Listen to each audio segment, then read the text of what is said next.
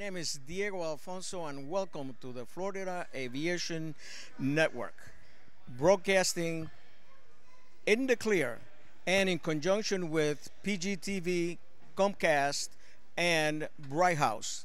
Today we're broadcasting from the Howard Hughes Aviation Museum on the campgrounds of Sun and Fun, located at the Lakeland Linder Regional Airport in sunny Lakeland, Florida. If you just join us, 2013 marks the 39th consecutive year of this Fly-In Expo Air Show, which happens to be the second largest in the world. Today, we're having some aviation personalities and aviation people that are somehow involved in either the manufacturing, training, or promoting aviation and aviation safety. And we have today a good friend, somebody that I know for quite a while, Tom Evans and Mary Jane from Simcom in Orlando, Florida. Tom, welcome to the program. Thank you, Diego. It's a pleasure to be Mary here. Jane, Thank you. welcome to the program. Thank you. Tom, I guess the industry that you represent plays a very important part in the training world of aviators. Either at the beginning, during the middle, or at the end of their careers. That probably, because I've been there many times and I still see people that are 60, 65 years old and they're still there training. So in your opinion, how would you weigh the difference between simulation or instruction in simulators versus the actual training? I'm a big fan and always been a big fan of in-aircraft training. But I see extreme benefits in the use of simulators, especially when it comes to learning new procedures, learning system abnormalities, emergencies and such, where you can practice in an environment where you don't have any outside stress to deal with. If you have problems with a particular procedure, you can stop, talk about it, revisit it. And I think that's probably the biggest reason why I'm such a strong proponent on simulation training, especially as we get into more advanced aircraft. Okay. Before we continue, I would just inform Michelle, I believe you have a field assignment, and Yes. you're going to have to leave now. You're going to leave us? Yes. She's been here all morning with me, and thank you so much. It's been And great. don't being work too here. hard. Yeah. And I hope you guys have a great interview. I hope to see you guys later. And I'll be here back shortly, or perhaps later. Okay. Bye. Now, on your end of the spectrum, what would you have to say about Simcom?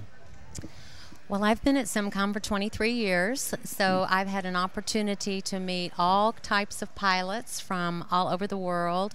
It's very exciting. They're all training on different types of aircraft at different levels, and they enjoy coming into the classroom and having some time with the instructor one-on-one, then going into the simulator and practicing emergency procedures and in a safe environment. Okay. And what is it that you do over there? I'm the executive director for the customer relations departments for Simcom, and so I make sure that the customers all get there safely.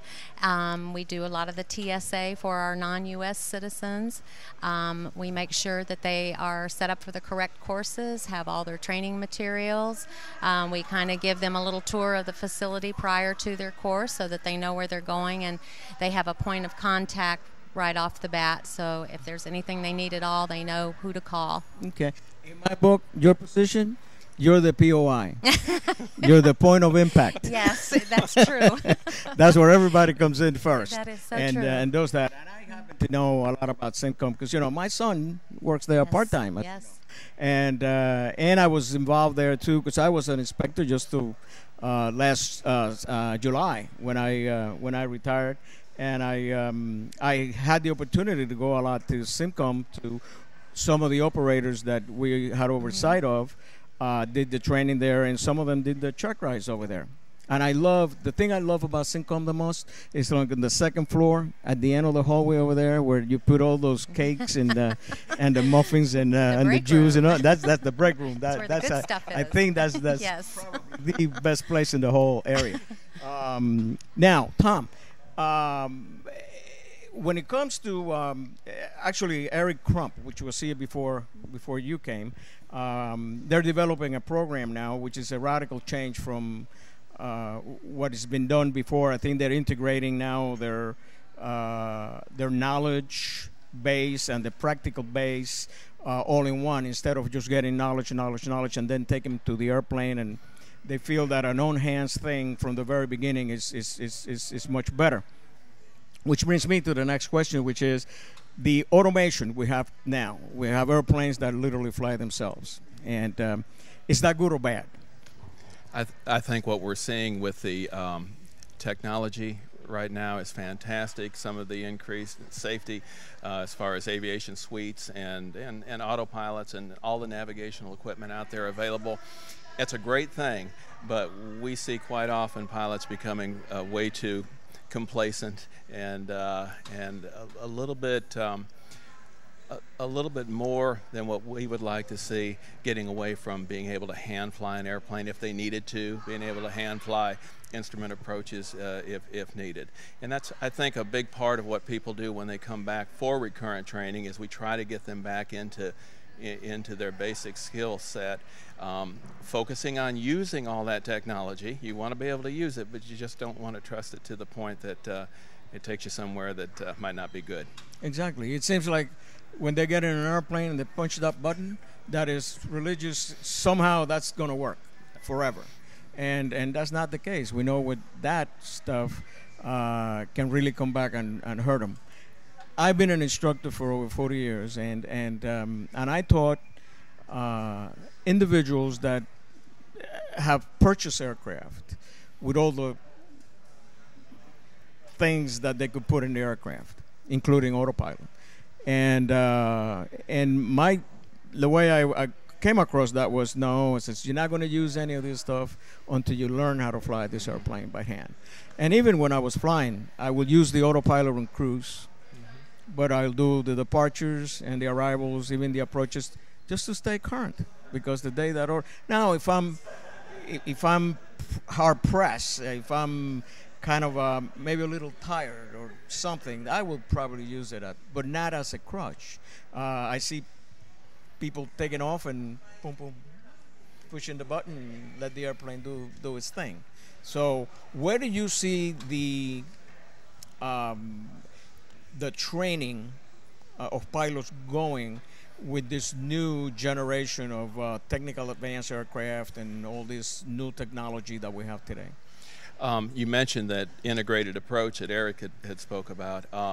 That's one thing that we feel really helps, especially on these more technical aircraft. You talk about it a little bit in the classroom, spend a couple hours, and then you go into the simulator and spend some time practicing on a practical aspect what you just discussed in the classroom the last couple hours. So to me, the more technical we get and the more advanced we get with aviation systems and avionics suites, I think that approach is much more beneficial than a 2 or 3 day lecture and then go to the airplane or the simulator.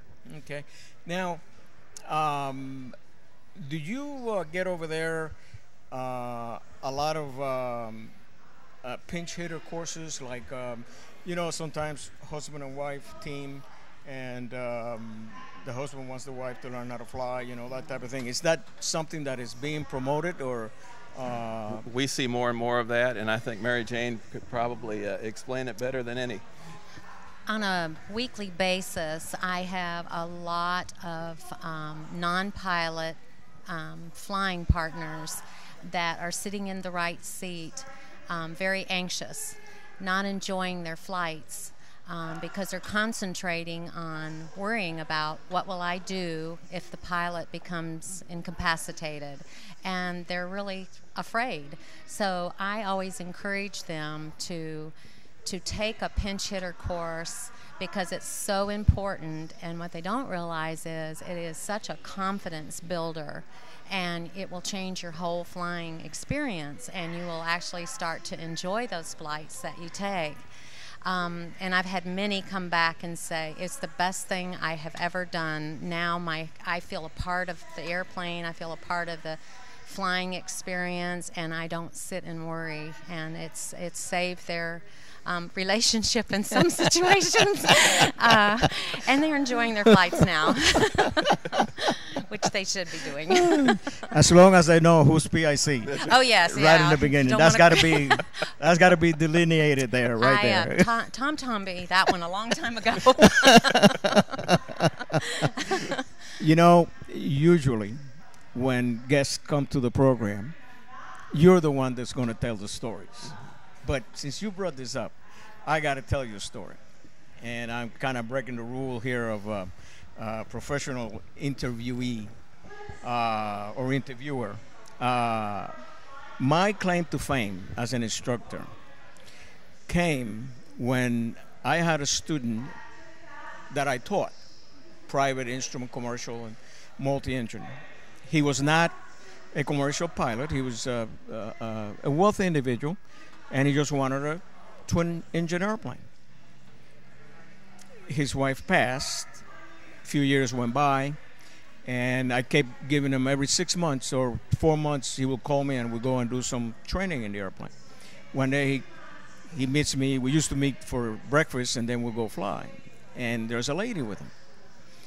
And he said to me, Diego, I want you to meet so-and-so. And so it's my girlfriend, so we sat down. And then he goes and he pulls out a ring, a diamond ring, a rock about the size of this thing. And he shows this to her. And of course, and he goes, you get this? When this man tells me that you can land my airplane. What a great incentive. Huh? Yeah, what an incentive. But here's the thing. She didn't like to fly. That's why I guess that's my claim to fame, because when you have a student that you call on the phone and you say, I think we're going to have to cancel today because of the weather, and the student goes, yes! No. Not good. You know, you have a problem. But I guess the moral of the story is that she did it, and we did it, and we went through it. And then they got married, and then she became the navigator. And she really enjoyed. She learned the GPS. She would do everything. She was actually the best co-pilot he ever had. So these relationships change. Mm-hmm. And even though she didn't like to fly, I really think that the reason why she didn't is because she felt a little bit out of control. Yeah. But when you know what's happening, I think you feel better about being in an airplane. And I think that that pinch hitter course works. Yeah. It works for everybody, not only husband and wife, but anybody that has a stick buddy, that if you go somewhere flying, that person should know how to fly. But now let me ask you a personal question, kind of going back, and how did you get interested in aviation? I was very fortunate. I grew up in a family where my father and grandfather both flew airplanes, never professionally, but my grandfather started flying in 1927, and my dad in the mid-50s. So by the time I was 5 or 6 years old, I was hanging around an airport with them and fell in love with it. Soloed on my 16th birthday, got my private on my 17th, and took a liking to instructing, and coming up on 30 years teaching right now. Wow. as a flight instructor, and still love it. And where did you learn to fly? Detroit City Airport. Oh, born and raised in Detroit. Yes, I've been there many times. Many times. And you got all your training there, or you did just the private there and then the rest of the training somewhere else? I did most of my training in the Detroit area. Worked all the way up through airline transport pilot and all my flight instructor certificates. Flew corporately out of southeast Michigan for quite a few years, instructing also. And then 1991, read an ad in Trade a Plane about this new little startup named Simcom, and Down to Florida I went. And I met this And the young rest lady. is history. The best co-pilot you ever had. I was the one that placed that ad, by the way. I remember the original Simcom. That was wasn't it off of Municipal Drive is where we Off of Kirkman. started. Off Yep. of Kirkman. Yeah. Yes. Because my son used to live off of when you get to Kirkman and then the big street before I-4. International Drive and Sand No, Lake before area. International Drive. Anyway, but I remember I used to go by there, and I had a lot of friends that worked there. Now, Simcom has become a very busy training center. Can you tell us something about Simcom? Yeah, what's interesting, Diego, is Simcom opened their doors in '89, and when I came in '91, we had 2 simulators. The company now, it was a 421 and a Navajo. The company now has over 56 simulators and flight training devices. We have 4 facilities in the United States, 2 in Orlando, 1 in Dallas, and 1 in Scottsdale, Arizona. And we train everything from high-performance piston engine singles up through multi, turboprop and piston, into the corporate type business jets, and up even to several commuters now. That we're doing. I personally seen the growth, because I remember when they were down there and off of Kirkman, and the facilities you have. I haven't been to the other facilities. I've been to the ones here in Orlando, both of them, and the one over there by Orange Blossom Trail, I believe. Yes. Yeah. Yes. That's very impressive. It's very impressive over there. It's been a wonderful ride. It's been a great company to work with. Now, let me ask you something. Do you have any interesting stories about the connection here? Well, a lot of people always say, how do you work with your husband? And for us, that hasn't been an issue. Simcom has just been a passion for both of us. So we kind of work together on helping our customers, and so that's been a lot of fun to do that. We never run out of anything to talk about, ever. Well, my wife and I are basically the same. We've always been together, and although she didn't want to, she kind of gave up on learning how to fly. I was flying for very early on for a company called Shadow Traffic. I don't know. You're original, I guess, from Detroit, I guess? Yes, sir. Well, this was in Jersey. There was a company that, prior to these helicopters reporting traffic, and this gentleman came with the idea that all you need to be was a pilot. And what you do is you fly and you report the traffic to not to the radio station, to a base. The base in turn sell the information to different radio stations. That's how this whole thing got started. Interesting. Back then. So I told Lourdes, I said, hey, I fly by myself, so 150. So she had to be up. We have to be airborne by 5:45. In the wintertime, I think she took 3 lessons. And that's it. Then she said, no more for me. So now let me ask you this. Are there any plans in the works for Simcom in the near future that you would like to let people know about? We're continuing to grow. We're continuing to look into markets where another simulator would be a good choice. We're building a Citation Mustang right now in our Orlando production facility, and we'll have that up by the end of the year. Yeah, so that's our next big project that we're on. Okay. Well, Tom, we have come to that point in the interview where we're going to need to say goodbye. And I really, really enjoyed tremendously you guys being here. It's been a pleasure talking to you. Pleasure. Wish you all the luck on the world Thank with you. Simcom. Diego, thank you, sir. I'll be seeing you there. And that co-pilot thing, it really is going to work. And for you. who are out there, listen, if you're still with us, we're going to come back just in about 30 minutes. So hang on, don't go anywhere, because we're going to be right here. See you in a little bit.